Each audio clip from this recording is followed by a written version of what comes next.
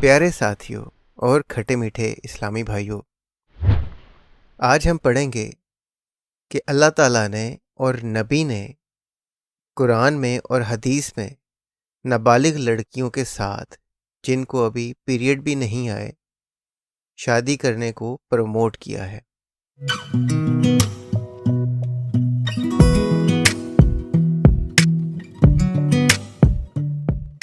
इस हवाले से मैं थोड़ी सी आपको बैकग्राउंड बता दूं कि जब हम कुरान में देखते हैं तो कुरान में अल्लाह ताला ने एक आयत में उन लड़कियों के हवाले से जिनको अभी पीरियड भी नहीं आए उनको डाइवोर्स देने के बाद उनकी इद्दत बताई है कि भाई ऐसी लड़कियां जिनको अभी पीरियड नहीं आए और आप उनको डाइवोर्स देते हैं शादी के बाद, तो उनको 3 महीने तक किसी दूसरे मर्द से शादी नहीं करनी चाहिए, उनको 3 महीने वेट करना चाहिए।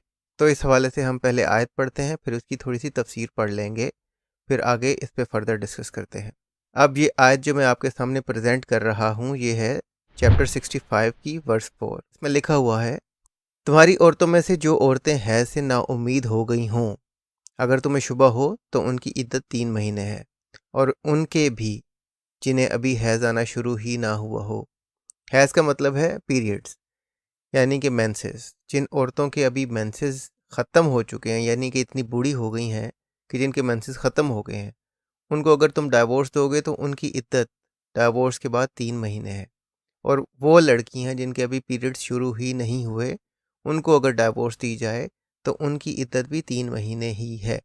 अब ये वर्स है चैप्टर 65 की वर्स 4। इसमें अल्लाह ताला सिर्फ उन्हीं औरतों के बारे में डिस्कस कर रहा है या जो बहुत बूढ़ी हैं या वो बहुत जवान हैं। अब इस हवाले से हम तफसीर पढ़ लेते हैं ताकि हमें बात क्लियर हो।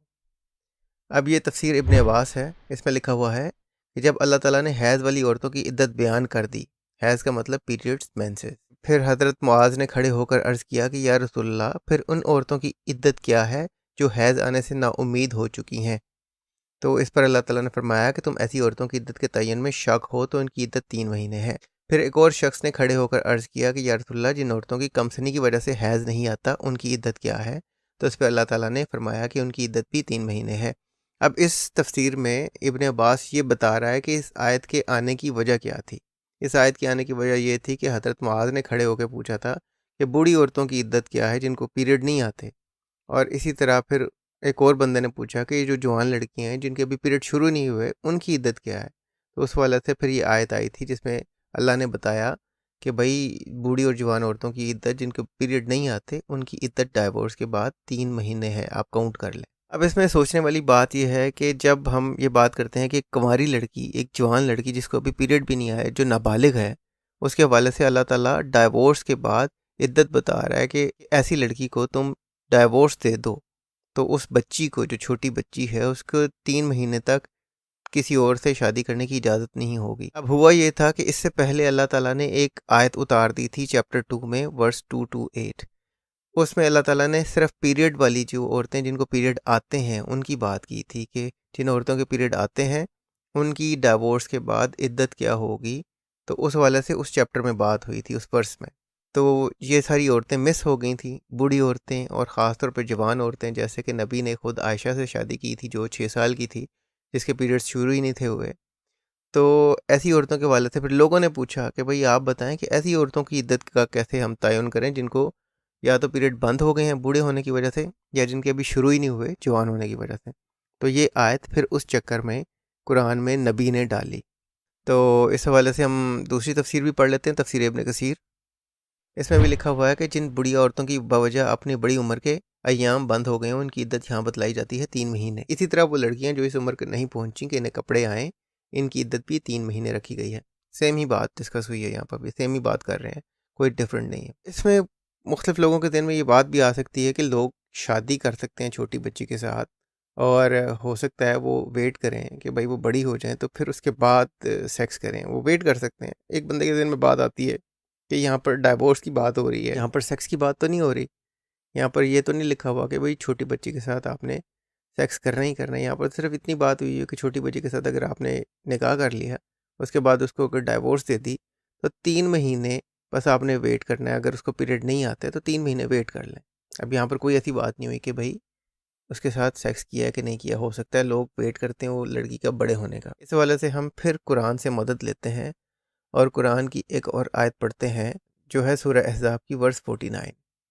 اس میں لکھا ہوا ہے، اے مومنو جب تم مومن عورتوں سے نکاح کرو پھر ہاتھ لگانے سے پہلے ہی طلاق دے دو تو ان پر تمہارا کوئی حق عدت نہیں ہے جسے تم شمار کرو. اب یہاں پر اللہ تعالیٰ نے بتا دیا کہ اگر کسی عورت سے آپ نکاح کریں اور ان کے ساتھ سیکس نہ کریں اور طلاق دے دیں تو پھر ان پہ عدت نہیں ہے. یعنی کہ اب قرآن نے یہ صاف صاف لکھ دیا کہ عدت صرف ان خواتین کے لیے ہے کہ جن کے ساتھ آپ سیکس کریں اور پھر ڈائیورس دیں. اس حساب سے ہم نے دیکھ لیا کہ اللہ تعالیٰ کے اپنے رول کے مطابق جو لڑکیاں جن کے ابھی پیریڈ نہیں آئے اور ان کو ڈائیورس دینے کے بعد 3 ماہ کی جو عدت بتائی گئی ہے، تو اس کا مطلب ہے کہ ان لڑکیوں کے ساتھ اللہ تعالیٰ نے یہ بتا دیا ہے کہ آپ نے ظاہری بات ہے ان کے ساتھ سیکس کیا ہے اور پھر اس کے بعد ڈائیورس دیا ہے. اس صورت میں وہ لڑکیاں 3 مہینے کی عدت گزاریں گی. وہ چھوٹی بچیاں جن کو ابھی پیریڈ ہی نہیں آئے. اور اگر مسلمانوں نے ان کے ساتھ سیکس نہیں کیا ہوتا تو اس صورت میں عدت بالکل نہیں ہے، عدت کی ضرورت نہیں ہے. لڑکی کسی دوسرے بندے کے ساتھ رائٹ اوے شادی کر سکتی ہے. تو اب اس سے تو ہمیں یہ ثابت ہو گیا کہ اللہ تعالیٰ نے خود سے بتا دیا ہے کہ آپ کے لیے چھوٹی لڑکیاں جائز ہیں جن کو ابھی پیریڈ بھی نہیں آئے. آپ ان کے ساتھ شادی کر سکتے ہیں، ان کے ساتھ سیکس کر سکتے ہیں، ان کو ڈائیورس دے سکتے ہیں، اور ڈائیورس دینے کی صورت میں ان کی عدت 3 مہینے ہے اگر ان کو پیریڈ نہ آئے. اب ہم یہ دیکھ لیتے ہیں کہ نبی نے اس حوالے سے کیا فرمایا ہے. یہ میں آپ کے سامنے ایک حدیث پیش کروں گا. یہ حدیث ہے صحیح بخاری کی 5080. اس میں جابر بن عبداللہ نے جب نبی کو بتایا کہ جی میں نے شادی کر لی ہے تو نبی نے فوراً پوچھا کہ بھئی کس قسم کی لڑکی سے شادی کی ہے.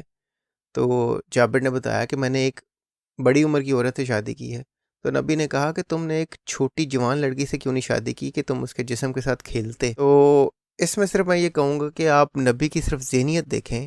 نبی کے مطابق بڑی عمر کی عورتوں کے جسم کے ساتھ کھیلنے میں مزہ نہیں آتا، صرف جوان لڑکیوں کے، چھوٹی لڑکیوں کے جسم کے ساتھ کھیلنے میں مزہ آتا ہے. یہ نبی کی اپنی ذہنیت ہے. اب اس میں اسی حدیث کے 2-3 ویریشن پڑھتے ہیں اور نبی کی اور جو مختلف قسم کی تھاٹس ہیں، جو خیالات ہیں اسی جوان لڑکی کے حوالے سے، وہ ہم دیکھتے ہیں کہ ہر ویریشن میں نئی نئی باتیں سامنے آتی. اب یہ ایک ویریشن ہے اس حدیث کی جو ہے 4052. اس میں جابر بتا رہا ہے کہ میں نے نبی کو بتایا تو نبی نے پوچھا کہ تم نے جوان لڑکی سے کیوں نہیں کی تاکہ تم اس کے جسم کے ساتھ کھیلتے. اس نے بتایا کہ میرا باپ مر گیا تھا احد میں اور پیچھے 9 بیٹیاں چھوڑ کے مرا ہے. ان میں کئی چھوٹی بھی ہیں جس کی وجہ سے میں نے سوچا کہ اگر میں چھوٹی ہی بیوی لے آؤں گا تو وہ ان کی دیکھ بھال کیسی کرے گی، وہ نہیں جیسی ہوگی. تو پھر میں بڑی عورت لے کے آیا ہوں تاکہ وہ ان چھوٹی بچیوں کی دیکھ بھال کر سکے. اب یہ بندہ جابر یہ کتنا ذمہ دار آدمی ہے کہ یہ ذمہ داری اٹھا رہا ہے اور ذمہ داری سے سوچ رہا ہے، جبکہ نبی کے ذہن میں کیا چل رہا ہے کہ چھوٹی بچیاں اور ان کے جسم کے ساتھ کھیلنا اور اس طرح کی باتیں نبی کے ذہن میں چل رہی ہیں. اب اس سے اگلی ویریشن جو اسی حدیث کی ہے اس میں آپ کو ایک ایسی عجیب و غریب بات پتہ چلے گی نبی کے حوالے سے کہ آپ حیران رہ جائیں گے کہ نبی کس حد تک عجیب و غریب، یا آپ کہہ لیں کہ گھٹیا سوچ کا مالک تھا. تو ہم پڑھ لیتے ہیں. یہ صحیح بخاری کی 5245 حدیث ہے.